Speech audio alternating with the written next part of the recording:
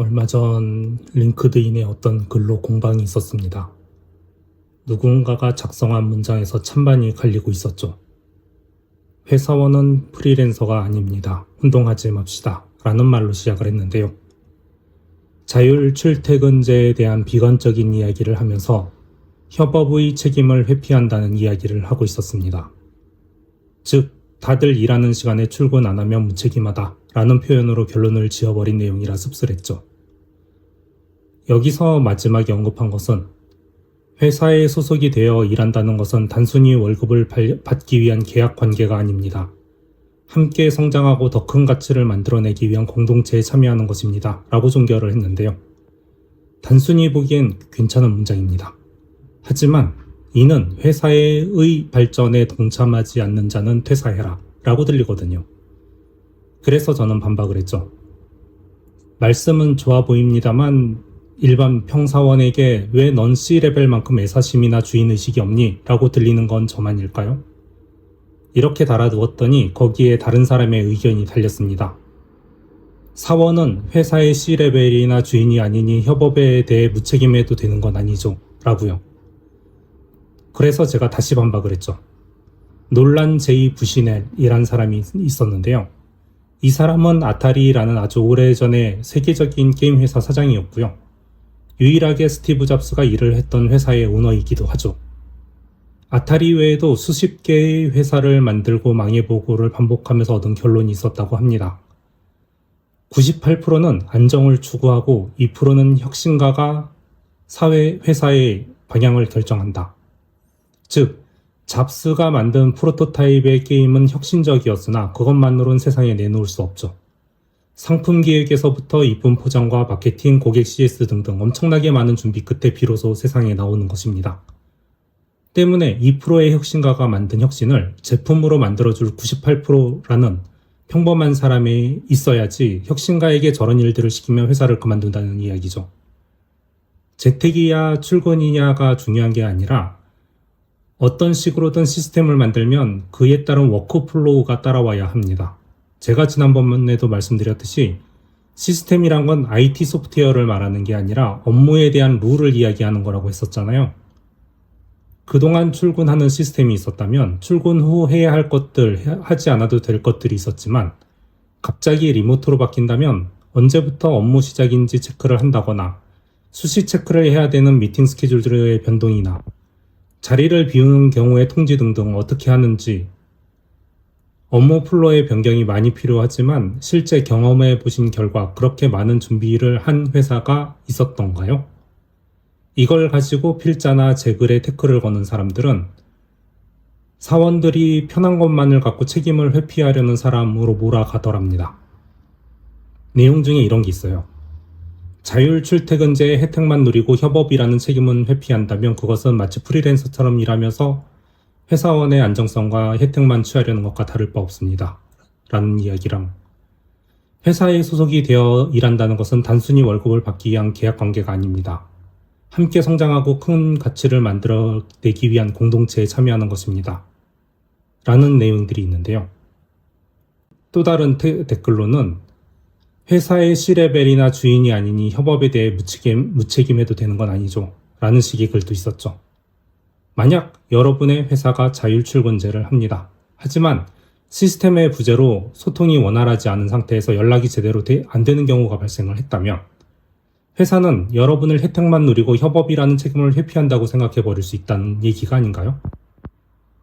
회사의 정사원으로 계약된다는 것은 더 큰 가치를 만드는 공동체에 참여하는 것이니 회사를 위해 살 생각이 없는 직원은 퇴사하라는 분위기를 만든다면 여러분은 어떻게 생각되시나요? 그래서 저는 이렇게 대답을 했죠. 저는 많은 기업들의 프로젝트에 들어가서 일을 했지만 워크플로우가 명확한 곳에서는 재택을 해도 아무 지장이 없는데요. 워크플로우가 명확하지 않은 프로젝트에서는 리더가 우왕좌왕하다가 결국 모이자고 해서 출근을 시킵니다. 이걸 협업의 무책임이라고 말할 수 있을까요? 왜 리더들은 리딩을 하지 않고 안 따라온다고 뭐라고 하는 걸까요? 왜 책임자는 책임을 전가하는 직업이라 생각은 하는 걸까요? 한국에서는 리더 레벨과 사원 레벨의 사람들의 인식의 골이 너무 큰 느낌이 듭니다. 저도 한국에서 C레벨도 해보고 사원 레벨도 일을 많이 해봤죠. 하지만 제가 느낀 한국의 회사 체계는 사원을 위한 워크플로우를 준비하지 않고 자기의 이상대로 하지 않으면 안 따라온다고 답답해합니다. 책임자는 이슈가 생기면 담당자에게 전가를 하죠. 그럼 사원들은 적극적으로 할 마음이 생길까요? 무언가 생기면 책임을 물어야 하고 시스템이 없어서 상사의 눈치를 보면서 빠릿빠릿하게 움직여야 하죠. 일본에서 사회생활을 하시는 분들은 잘 아실 겁니다. 일본에서는 판단이 필요할 때 수순서, 매뉴얼 등이 없다면 하지 않아도 됩니다. 리더가 재촉한다고 멋대로 하는 그런 상황이 없는 거죠. 그렇기 때문에 장애가 적게 일어납니다. 만약 갑자기 리모트가 되었을 때 리모트 업무 매뉴얼을 받고요. 거기에 적히지 않은 행동이 회사 업무의 업무 효율이 떨어진다고 해도 그걸 적지 않은 시스템 설계자에게 책임이 가는 것이지 적히지 않은 행동을 한 담당자에게 책임이 가지 않습니다. 회사라는 곳은 본질적으로 협업을 위해 존재합니다. 혼자서 일하는 게 아니라 함께 일하기 위해 모인 곳이죠.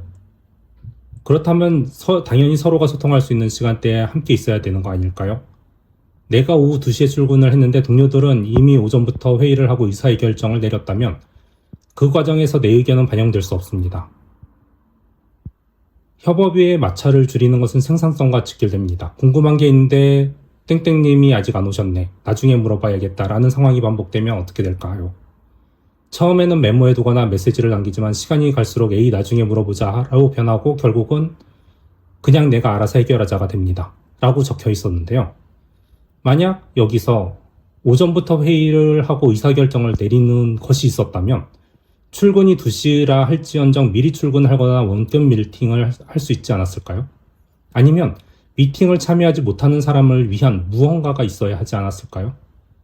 이미 여기서 워크플로우를 리더가 담당에게 제시하지 않고 멋대로 진행을 했지만 결국 참가 안 한 담당자의 책임이 되어 있네요.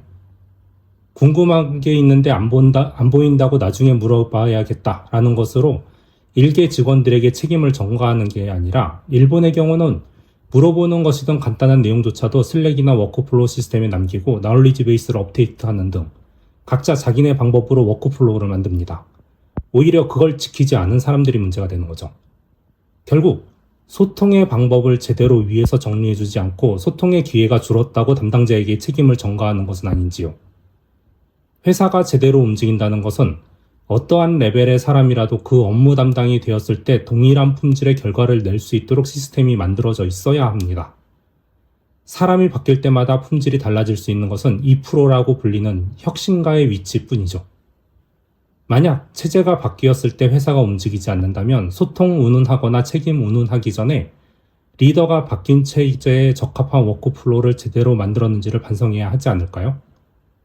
다시 한번 말씀을 드리고 싶습니다. 왜 리더들은 리딩을 하지 않고 안 따라온다고 뭐라고 하는 걸까요? 왜 책임자는 책임을 전가하는 위치라고 생각을 하고 있는 걸까요? 끝.